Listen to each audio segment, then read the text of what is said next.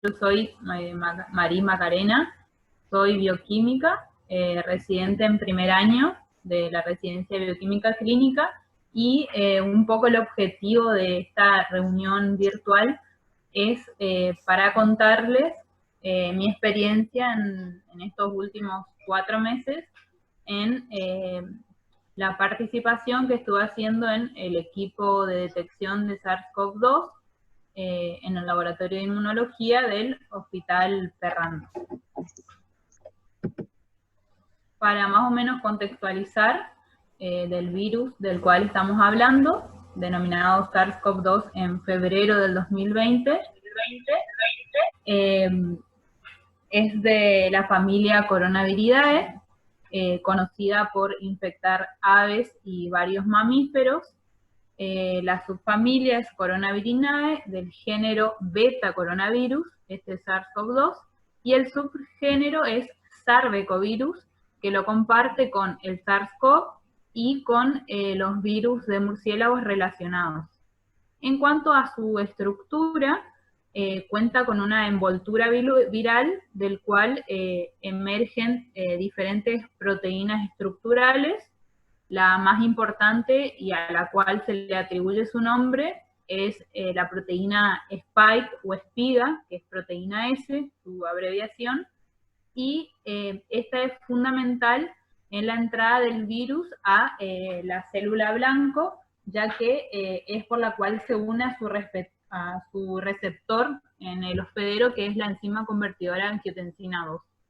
Además, presenta proteínas E de envoltura y M de membrana que se dice que son fundamentales en el ensamblado de la partícula viral. La envoltura contiene a la nucleocápside que se encuentra dentro, que está formada por el genoma viral, que en este caso es un genoma de ARN simple cadena de sentido positivo, que está unido a múltiples copias de la proteína N, disponiéndose en forma helicoidal. Acá les muestro un esquema del genoma secuenciado del SARS-CoV-2, donde vemos las regiones que codifican para las diferentes proteínas estructurales y un marco abierto de lectura que codifica para una poliproteína que mediante su procesamiento proteolítico con diversas enzimas va a dar lugar a diversas proteínas no estructurales, pero que son fundamentales para la replicación del virus, como ser la RDRP, que es la RNA polimerasa dependiente de ARN, varias helicasas, metiltransferasas, entre otras. Para contar una breve historia de esta familia, a estos virus se los conoce hace décadas como productores de resfriado común. Por ejemplo, algunos miembros son el OC43, el HQ1, entre otros, pero además se saben que son virus de transmisión zoonótica, es decir, que pueden infectar de los animales, se pueden transmitir de los animales a los humanos. Y como antecedentes a este brote que estamos viviendo actualmente, tenemos en el 2002 dos puntos históricos. En el 2002, un brote en China también, en Guangdong, por un SARS-CoV, o sea, se lo denominó así al virus, por el síndrome que produjo, que es un síndrome respiratorio severo agudo, que se llevó aproximadamente 8.000 infectados y se esparció a 27 países. Luego, 10 años más tarde, surge otro... se cree que el hospedador del cual se contagiaron los humanos, en el caso del SARS-CoV, fueron civetas, y 10 años más tarde, en el 2012, en la península arábica, surge otro brote. Al virus se lo denomina MERS-CoV, por el cuadro que produce, que también es un síndrome respiratorio, pero en este caso del Medio Oriente, y se cree que fue transmitido desde los dromedarios al humano y la cantidad de infectados fueron aproximadamente 2.500, o sea, se pudo contener mejor este brote, y 7 años más tarde, en diciembre del 2019, surge en Wuhan, en China también, en un mercado de comidas, un brote por un virus primeramente desconocido y después denominado SARS-CoV-2, por su homología con el SARS-CoV, como SARS-CoV-2. Hasta el día de hoy lleva 17.600.000 infectados aproximadamente y ya afectó a más de 180 países. Y se cree que su reservorio son los murciélagos y como hospedador intermediario se lo plantea, pero todavía sigue en estudio, a el pangolín. Bueno, eso más o menos para contextualizar del virus del cual estamos hablando. Los temas que yo voy a tratar fueron más o menos las áreas en donde pude participar en estos 4 meses, que fueron la toma de muestra, la extracción y la purificación del ARN viral, la detección del mismo y la validación y el informe de los resultados. En cuanto a la toma de muestra, sabemos que pueden ser tanto del tracto respiratorio superior como del inferior, y en todos los casos, para realizar estas maniobras, es indispensable el uso adecuado del equipo de protección personal. ¿A qué nos referimos? Contar con camisolines hidrorrepelentes, barbijos de tipo N95, protección visual como antiparras, máscaras faciales, cofias, botas, guantes, en lo posible doble. En cuanto a las muestras del tracto respiratorio inferior, generalmente se las reserva para casos donde la enfermedad respiratoria es más grave, pueden ser esputos, lavados broncoalveolares, y se realizan según criterios médicos en general.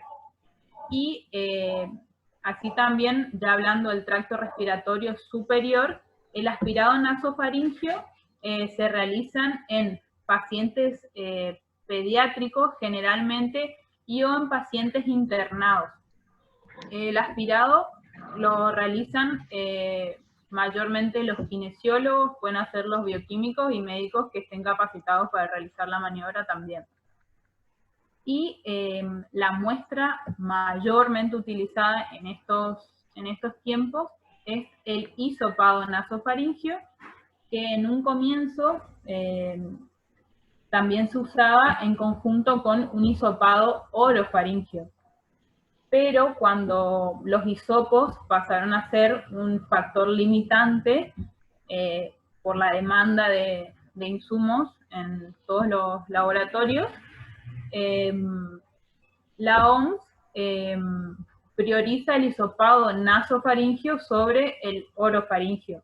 ¿Por qué? Porque se sabe que el virus primero tiende a establecerse en la cavidad nasal, y aparte, una desventaja del hisopado orofaringeo es que es más susceptible de contaminación con la flora de la boca. En cuanto a la OMS, prioriza el hisopado nasofaringeo sobre el orofaringeo. ¿Por qué? Porque se sabe que el virus primero tiende a establecerse en la cavidad nasal, y aparte, una desventaja del hisopado orofaringeo es que es más susceptible de contaminación con la flora de la boca. En cuanto a este tipo de hisopado nasofaringeo, cómo y con qué se lo realiza, se debe usar siempre hisopos de materiales sintéticos, dacron, nylon, poliéster, y que el mango... Voy a comer una magdalena ahora que pienso. Y que el mango sea de aluminio o plástico. O sea, no se van a recibir ni se procesan muestras que vengan con hisopos de puntas de algodón ni mangos de madera porque interfieren en la reacción de PCR o de reacción en cadena de la polimerasa. Esta maniobra la puede hacer cualquier personal de salud que esté previamente capacitado y a la hora de realizarla siempre es importante, en primer medida, rotular correctamente cada muestra que se va a tomar, y la forma de proceder es colocando primero el hisopo en una fosa nasal en posición recta, cuidando de no ir hacia arriba, siempre en posición recta, o se puede decir también paralela al paladar, y se dirige el hisopo hacia la zona posterior de la nasofaringe, que sería más o menos hasta acá. O sea, al introducir el hisopo como guía, tenemos que evaluar que el resto de mango que nos queda no sea lo mismo que de lo que uno empieza, digamos, tiene que entrar bastante el mango del hisopo. Una vez que llegamos a esa pared posterior de la nasofaringe, lo que hay que hacer es rotar el hisopo 3 o 4 veces. De esta manera nos aseguramos de juntar una buena cantidad de células, que es lo que vamos a necesitar para realizar la detección por biología molecular. ¿Sí? Como referencia son al menos 10 centímetros lo que ingresa al hisopo. Es sí, variable. Siempre depende de cada hisopo también. Bueno, una vez que realizamos la operación en una fosa nasal, lo que hacemos es retirar con cuidado y proceder de la misma manera en la otra fosa nasal. Una vez tomada la muestra, lo que se hace es colocarlo en un tubo estéril con tapa y mantenerlo refrigerado. Es importante, como detalle, que tapar bien el tubo, y más en los casos en donde se pone dentro del tubo solución fisiológica para evitar posibles derrames durante el transporte de la muestra y exponer a toda la cadena de trabajadores, tanto los que transportan la muestra como los que las reciben en el laboratorio. O sea, tener esos cuidados. La muestra se la conserva entre 4 y 8 grados si va a ser procesada dentro de las 24 o 72 horas, y si no va a pasar esto, o sea, si no se va a procesar o no se va a enviar al laboratorio dentro de este periodo, a menos 70. La forma en que hay que transportar este tipo de muestras es en embalaje triple para sustancias infecciosas y siempre refrigerado.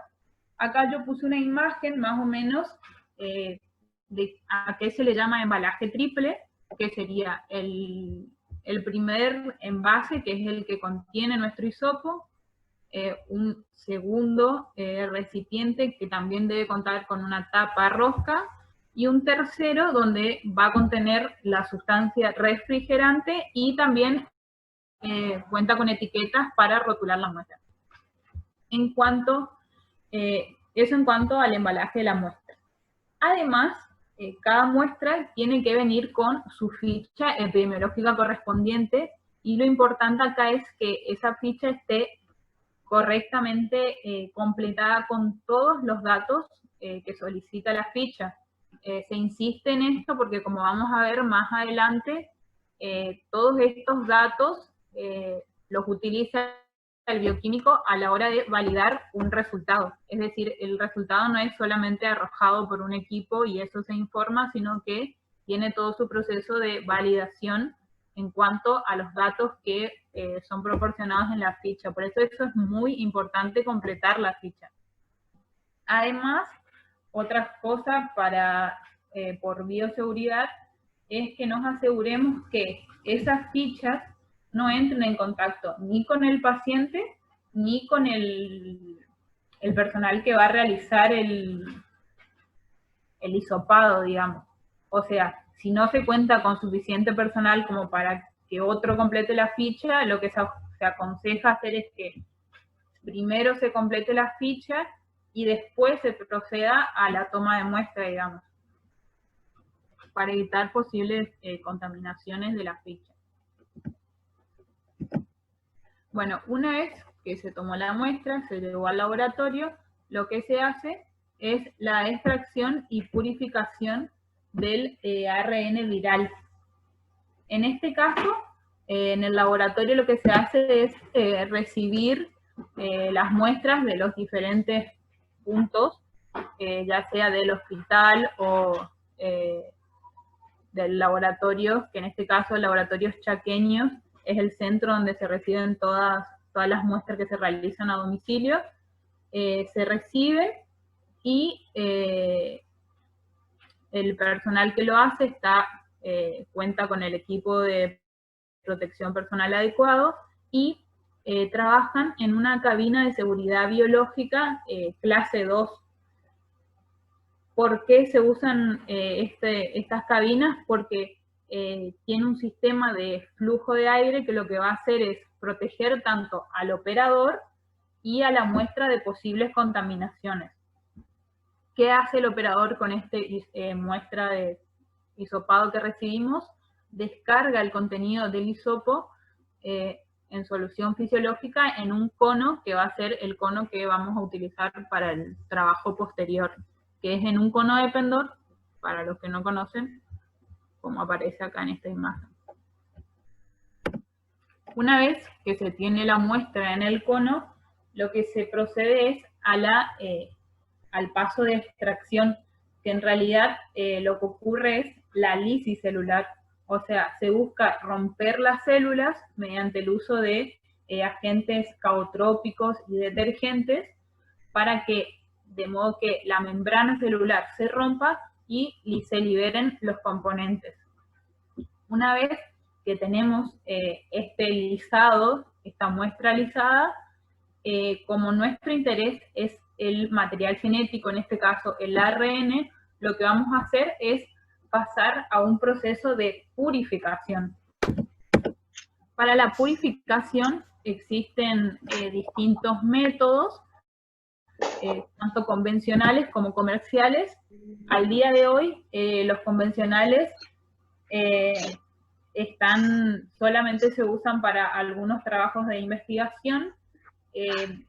Los métodos convencionales se basan en el uso de solventes orgánicos para separar en una fase acuosa al ácido nucleico y en la fase orgánica a las demás moléculas, como ser proteínas, lípidos y otros contaminantes. Pero la desventaja que tiene es que generalmente todos los reactivos que se utilizan son sustancias tóxicas, y otra cosa es que para realizar un método convencional hay que disponer de que un operador sea experimentado en la técnica para evitar posibles fragmentaciones y contaminaciones, porque es muy fácil de que los reactivos que se usan en un método convencional se acarreen durante toda la extracción y la elusión del material genético, y después estos mismos interfieren en las aplicaciones posteriores. Si bien tiene un costo más bajo, en cuanto a tiempo, se demora más con un método convencional que un método comercial. Y al día de hoy, por la cantidad de muestras que se procesan en el servicio y el tiempo al que se dispone para entregar los resultados, que se trata de entregar en el menor tiempo posible, sin dudas se usan métodos comerciales. Lo que usamos es columnas de sílica en un principio, que pasamos por casi 7 kits de extracción diferentes, porque como había tanta demanda, usábamos diferentes marcas las que teníamos. Pero pudieron ver cuál era la mejor. ¿Sí? Cada una tiene su protocolo distinto, algunas funcionan mejor, otras no. Y actualmente se dispone de un kit de extracción por perlas magnéticas.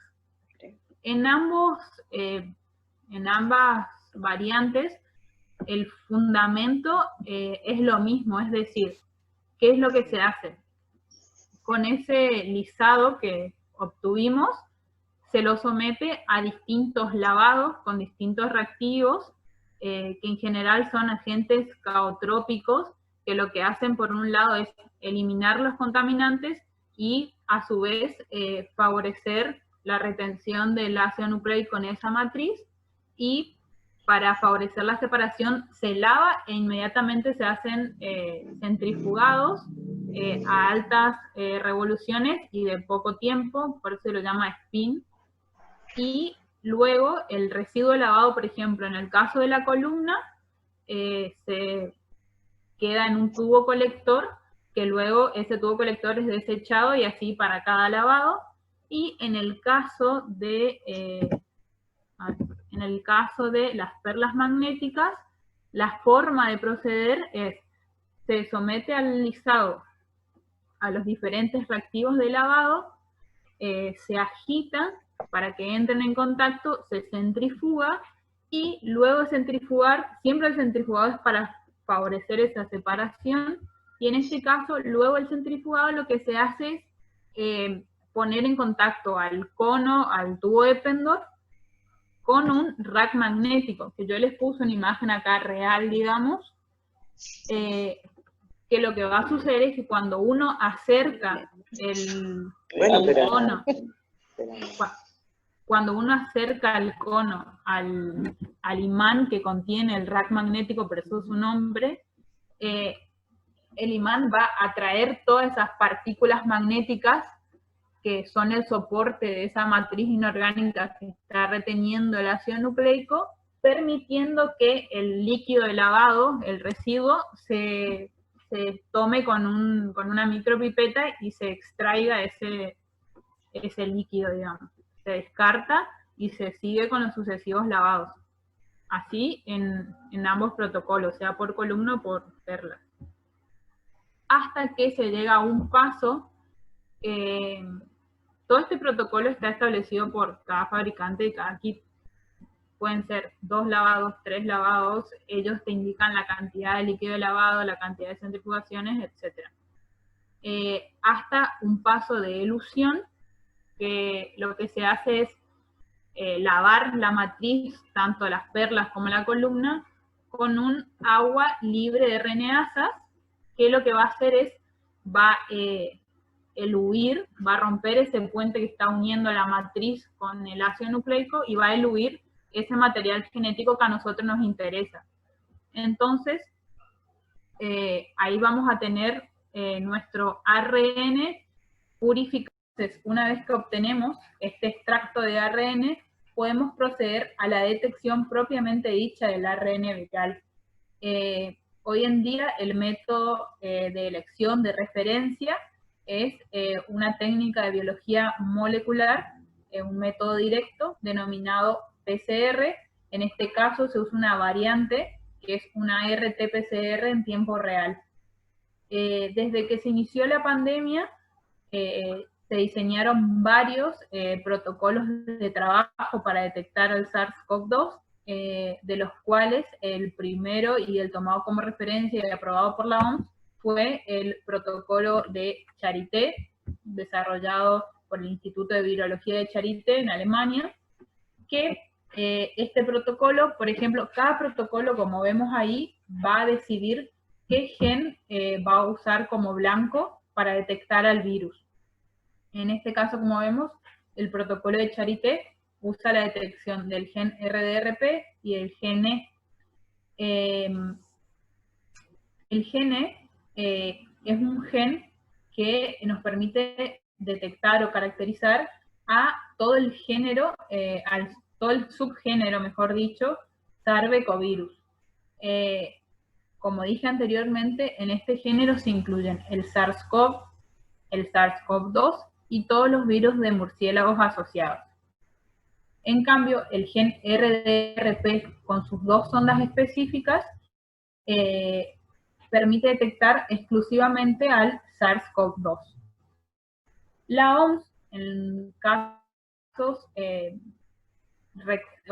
saca como recomendación el hecho de poder usar para confirmar una infección por SARS-CoV-2 solo un resultado positivo de gene, porque en un principio se utilizaba gene como screening y para confirmar un gen RDR3.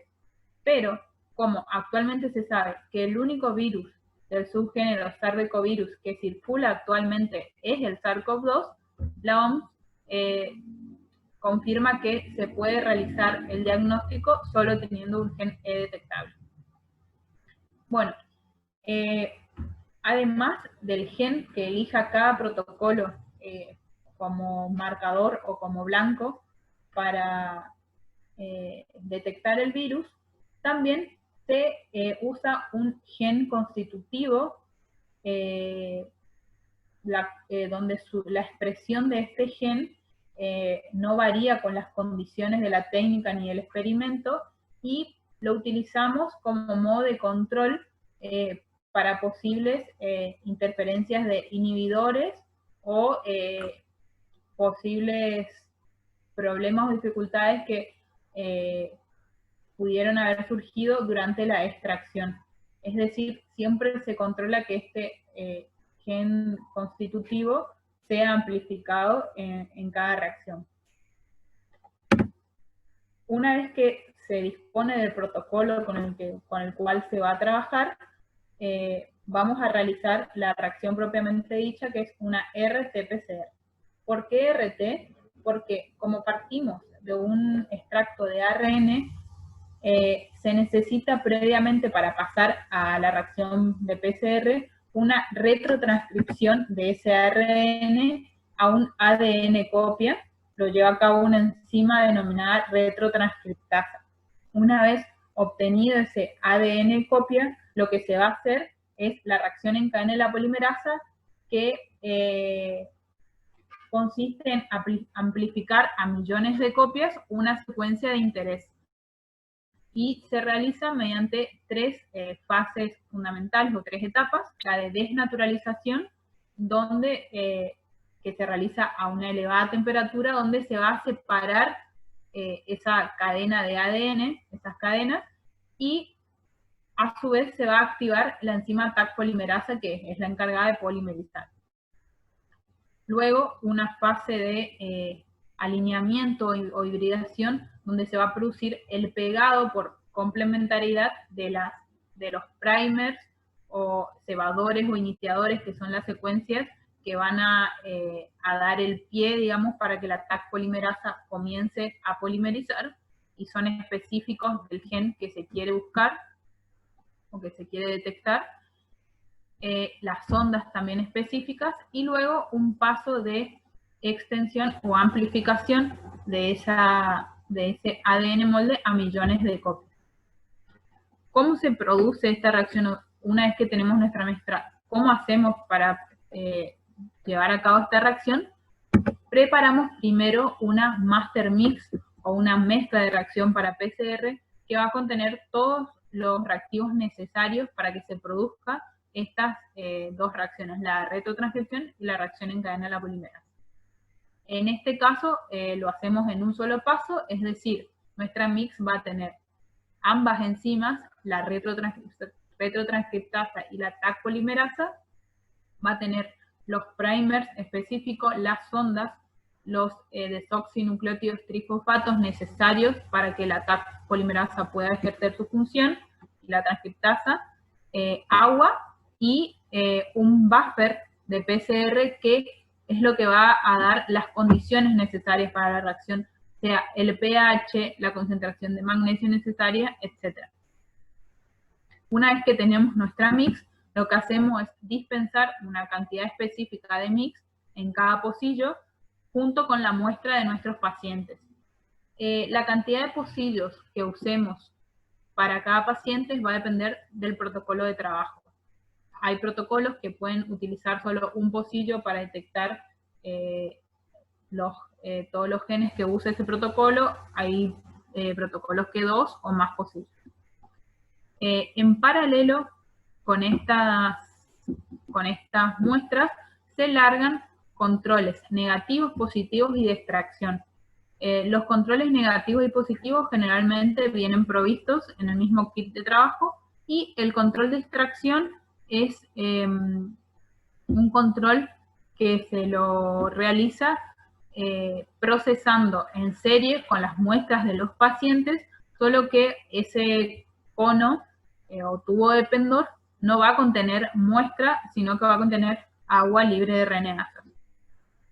El control de extracción en el servicio particularmente lo realizamos por cada tanda de cada operador que realiza la extracción, porque somos varias personas las que hacen la reacción de extracción. Entonces, de esta manera se controla posibles errores que puedan haber surgido. Una vez que cargamos la placa de reacción de PCR con la muestra y la mix, se sella esta placa con una especie, con un SILS, que es una especie de contact, y esta placa se lleva a un equipo que se llama termociclador. Acá es donde realmente se va a realizar la reacción. El termociclador tiene la capacidad de exponer a cada pocillo, a la placa de reacción, a las distintas temperaturas necesarias para que se produzca cada fase de la reacción en cadena de la polimerasa, y además cuenta con un sistema óptico de detección que va graficando en tiempo real la señal medida en función del número de ciclos. En este caso, la señal que se mide es una señal de fluorescencia porque se usan sondas denominadas Tachman o de hidrólisis. Estas sondas son oligonucleótidos pequeños que en su extremo 5' contiene una molécula fluorófora y en su extremo 3' una molécula apagador o más conocido como Kencher. Mientras esta molécula se mantenga unida al molde de ADN y a una distancia tal que el apagador bloquee todo tipo de señal del fluoróforo, el sistema óptico no debería detectar ningún tipo de señal de fluorescencia.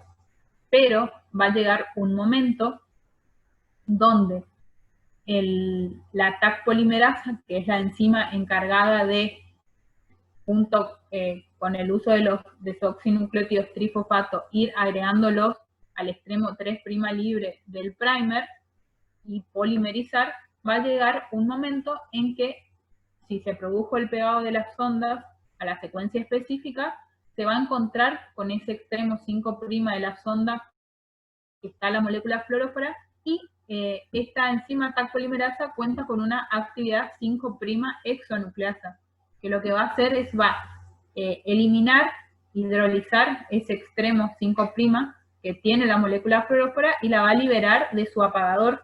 Entonces es acá donde esta molécula va a emitir señal y es medida y registrada en forma de gráfico por el termociclador en función de la cantidad de ciclos. Entonces, lo que nosotros miramos para decidir un resultado es el CT de cada curva. Se obtiene una curva como la que está esquematizada acá. Este es un esquema muy simplificado. Los esquemas reales cuentan con muchas más curvas, o sea, una curva por cada paciente. Lo que vamos a ir mirando es el valor del CT. ¿Qué nos indica el valor de CT? Nos indica la cantidad de copias, la cantidad de ciclos que fueron necesarios para que el cambio en la señal fluorescente sea tal que se supere la línea umbral o la línea de base, donde por debajo se considera todo un background o ruido de fondo, ruido de base, y, es ahí donde se ubica el CT. Se me perdió el puntero. Ahí está. Bueno, existe un CT que se toma como valor de corte específicamente para el virus SARS-CoV-2, que lo implementa cada protocolo, o sea, cada fabricante del kit para la reacción. El que es tomado como referencia, que es el de Charité, propone que con un CT menor o igual a 37 copias, menor o igual a 37, se considere un resultado positivo. ¿Qué significa ese CTD37? Que se necesitaron 37 ciclos para que se produzca esa señal fluorescente detectable por el termociclador. Esta reacción no es cuantitativa, lo que sí se sabe es que el CT, o sea, la cantidad de números de ciclos que se necesita para emitir esa señal fluorescente son inversamente proporcionales a la cantidad de genoma del cual se parte. Es decir, si nosotros obtenemos un CT bajo, se considera o se corresponde con una carga viral elevada en esa muestra de ese paciente. Pero no solo el equipo es el que va a arrojar el resultado y eso se informa, sino que el resultado se arma en conjunto con otros datos del paciente que generalmente lo sacamos de la ficha epidemiológica, por eso es muy importante que la ficha epidemiológica esté completa, como ser la fecha de inicio de los síntomas, la fecha de toma de muestra, qué síntomas tiene el paciente, si los tiene, si estuvo en contacto con casos confirmados y de dónde procede la muestra. Porque no solo se informa del resultado que tira el equipo, sino que esto lleva toda una validación por parte del equipo de bioquímicos para luego informar un resultado. Por eso es muy importante que se complete esta ficha.